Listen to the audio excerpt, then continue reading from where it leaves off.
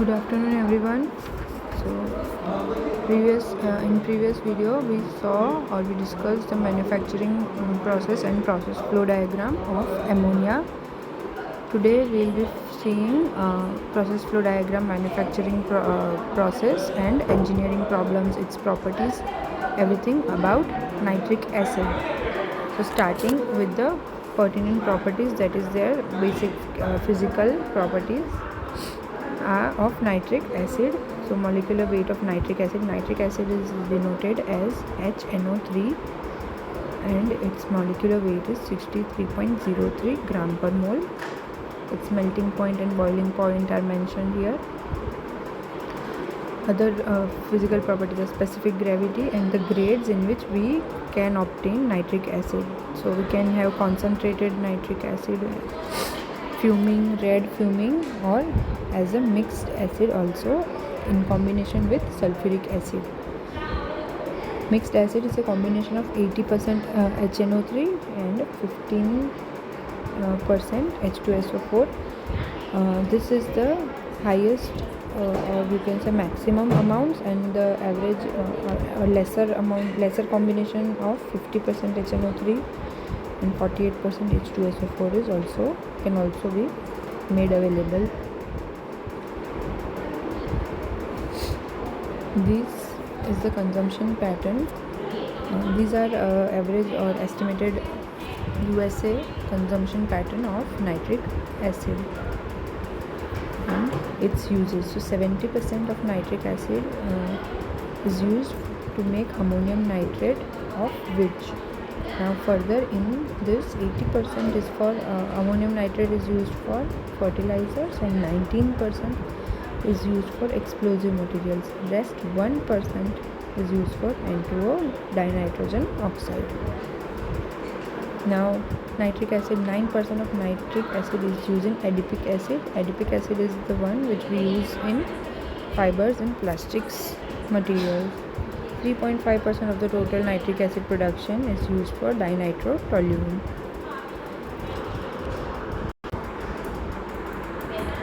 Further, it also finds uses in nitrobenzene, sodium, potassium and calcium nitrates, other nitro compounds, and 5%, about 5% for other miscellaneous uses. Now, methods of production. So mainly there are three methods. We'll be discussing the ammonia oxidation one in detail. Ammonia oxidation process for nitric acid. See, the first one is ammonia oxidation process, then second one is NaNO3 plus H2SO4 process, and third is N2 fixation from air, which is also known as Wisconsin process. Second process is, that is point number 3.1.2. This one is the oldest process, and currently or now majorly this first ammonia oxidation process is in application or is in use. So this accounts for 90% of nitric acid production takes place by this method, and this method is divided into 4 parts or 4 steps. First is oxidation of NH3 ammonia to nitrous oxide, nitrogen oxide, then oxidation of NO to NO2. Third is absorption of NO2 in water, and fourth is concentration of HNO3. So these are the chemical reactions that will be taking place during the process, and the raw materials used are ammonia from synthetic ammonia process. In previous video only we saw in detail the production or manufacturing of synthetic ammonia from synthetic ammonia process. Second is filtered air, and third is platinum rhodium to be used as catalyst.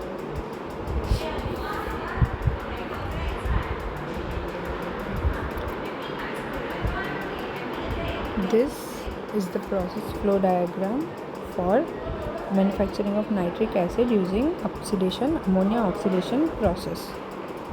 So Let's discuss process description from figure. So as you can see, NH3 storage is used. From at top left we can see NH3 storage is entering the system, and compressed air is mixed with this NH3, and this NH3 is, this ammonia is anhydrous. Compressed air is mixed with this anhydrous ammonia, and it is fed into shell and tube converter designed so that the preheater and steam heat recovery boilers and this superheater are in the same reactor shell. So we can see 10% of ammonia, 90% air at 3.5 atmosphere pressure are fed into this shell and tube superheater, that is heat exchanger.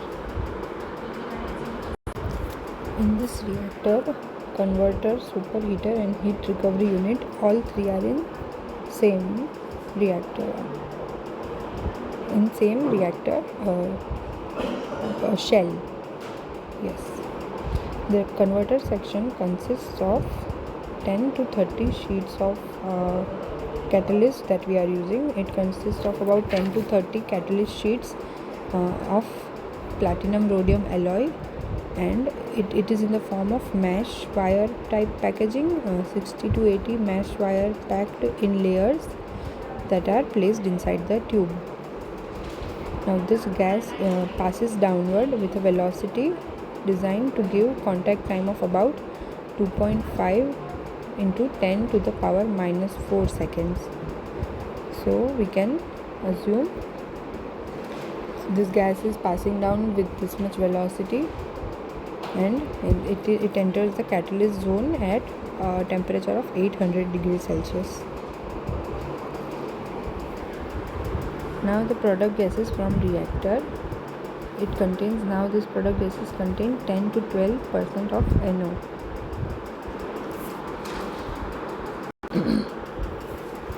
Yes, so product gases from this reactor, from here the product gases, this now contain 10 to 12% of NO, that is nitrogen oxide. These are sent to heat recovery units where a large fraction of product heat is removed, and along with that diluted acid is also removed over here. Over here.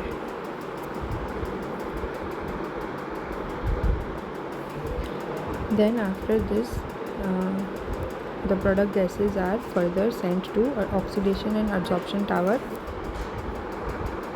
Here, this is oxidation and adsorption tower, and here we add air to convert nitrogen oxide to nitrogen dioxide, and at this process is happening at temperature of 40 to 50 degrees Celsius. Now in adsorption tower, a series of packed or sieve trays are there. This may be either horizontal or vertical. If it is sieve trays or packing, then it will be vertical, or there are horizontal cascade absorbers. Either of the two can be present. The product from this adsorption system, or this oxidation and adsorption tower, is around 57 to 60% HNO3, that is our nitric acid. And now either we can sell it as it is, or we can concentrate it for as per the needs of the consumer. Now if you want to use it directly, then 57 to 60% nitric acid solution is directly taken to storage or transport. But if we want to concentrate this, if we want even more concentrated nitric acid, so we can increase its concentration to up to as high as 95%, which can be done by a number of processes. First one is to increase its concentration by using sulfuric acid, that is H2SO4. Or we can also concentrate it using by MgNO3 twice. There are two methods by which we can concentrate our nitric acid. And of the two processes, the concentration by MgNO3 twice has proved to be more advantageous or more efficient than the H2SO4 one.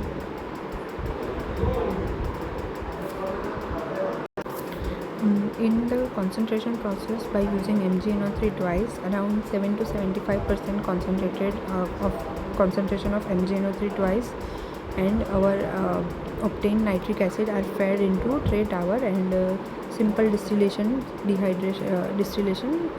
takes place, where water is removed at temperature 100 or higher, and thus we get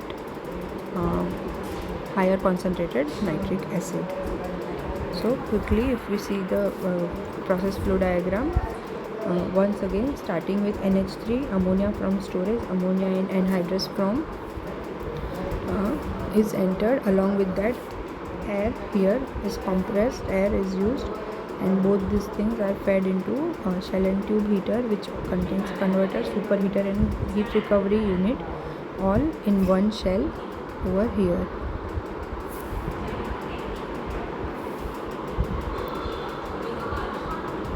Then after this stage, the product gases we get are further fed into reactors, where dilute acid is removed, and catalyst is also recovered from at catalyst recovery unit, and the product gases after removal of heat and dilute acid are fed into oxidation and adsorption tower over here.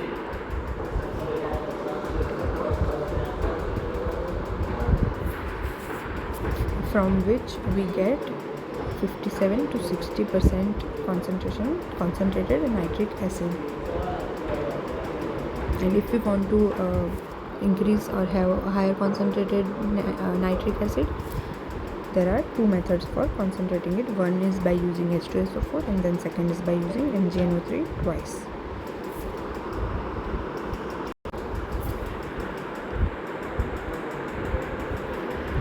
These are the quantitative requirements, the raw materials and their quantities. And the capacity of plant capacity is 50 to 250 tons per day in individual units, with 3 to 5 units per plant. So typically a plant will have 3 to 5 units, and each plant has capacity of 50 to 250 tons per day. This is the process description. The process description is more or less just as we discussed from the process flow diagram over here. So we will not repeat it. This is the same description as we just discussed from the figure.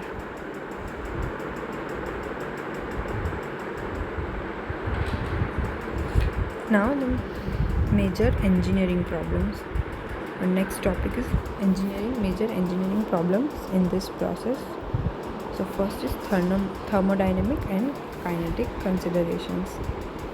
All of the important oxidation reactions are exothermic. So any process or any manufacturing plant, if the reactions are exothermic, the common engineering problem will be thermodynamic considerations, which means the dissipation or uniform dissipation and distribution of heat is important in order to avoid accidents. Reaction has extremely favorable equilibrium constant, so that at a one-step high temperature converter design may be used.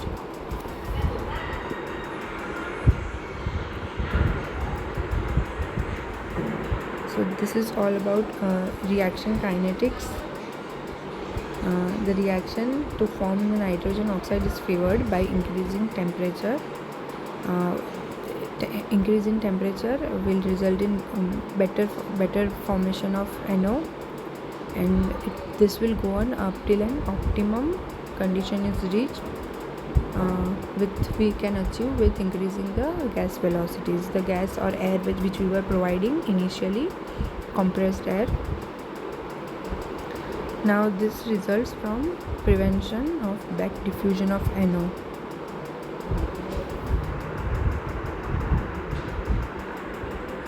Alloying platinum with rhodium improves yield at a given set of conditions. So platinum and rhodium are used for a purpose because it helps in improving. In fact, that is the purpose of every catalyst, to help and improve the yield of the process.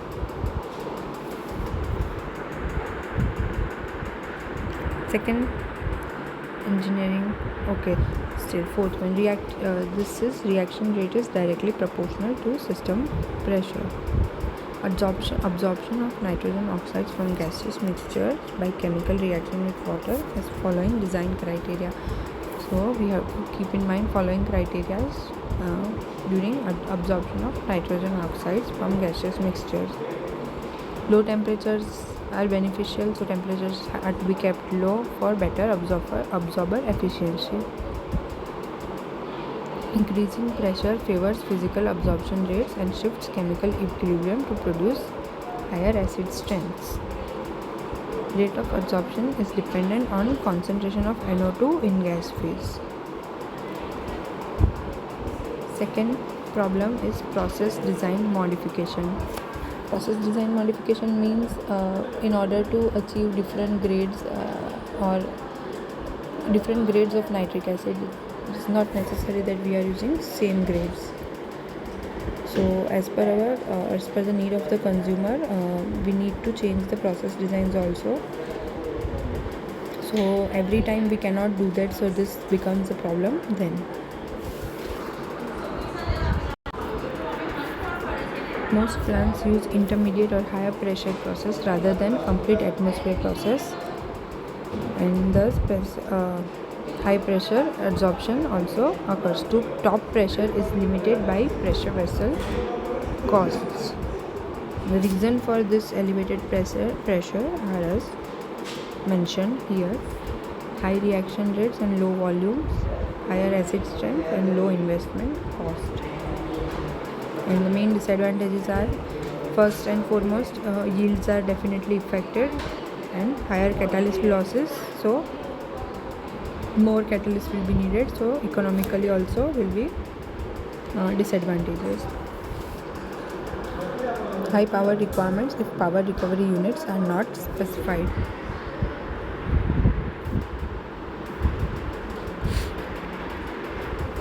So next is economics, the market and sales of nitric acid in our country.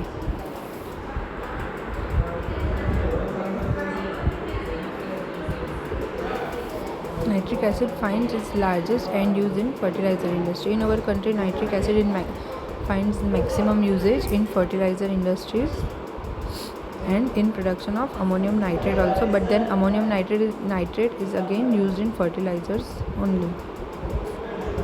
New uses have been found for ammonium nitrate oil mixtures as a cheap open pit explosive for quarrying, mining and construction. A relatively newer application is application of nitric acid is using it as explosive for mining and construction activities. Rocket propellant compositions may ultimately provide a small but increasing market for such products as fuming red nitric acid and monopropellants such as tetranitromethane.